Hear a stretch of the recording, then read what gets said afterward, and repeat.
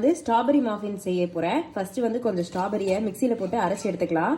தேவையான அளவு ஸ்ட்ராபெரிஸை கட் பண்ணி எடுத்துக்கிட்டாச்சு. நான் இதில் 2 கப் மைதா ஆட் பண்ணுறேன். 2 ஸ்பூன் பேக்கிங் பவுடர் ஆட் பண்ணுறேன். இதை மிக்ஸ் பண்ணி எடுத்துக்கலாம். ஸ்ட்ராபெரி பல்ப்பை ஊற்றிடலாம்.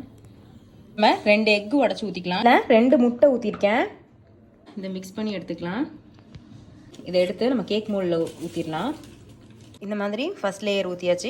ஒரு லேயர் ஊற்றிடலாம். ஊற்றிட்டு மேலே ஸ்ட்ராபெரிஸ் வச்சு டெக்கரேட் பண்ணிடலாம். மாஃபின்ஸை இதில் ஊற்றி வச்சாச்சு. இப்போ நம்ம இதை வந்து ஓடிஜியில் வச்சு எடுத்துடலாம். ஓடிஜியில் 180 டிகிரி வச்சுக்கிட்டு 15 மினிட்ஸ் டைம் செட் பண்ணிடலாம்.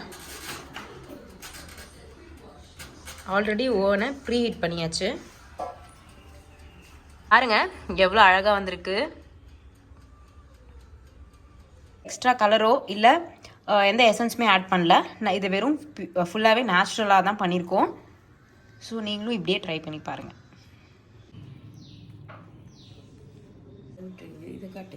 சுவையான ஸ்ட்ராபெரி மாஃபின்ஸ் ரெடி ஆயிடுச்சு. இந்த வீடியோ உங்களுக்கு ரொம்ப பிடிக்கும் நான் நம்புகிறேன். இதை ட்ரை பண்ணி பார்த்துட்டு கண்டிப்பாக எனக்கு கமெண்ட் பண்ணுங்கள். டாட்டா.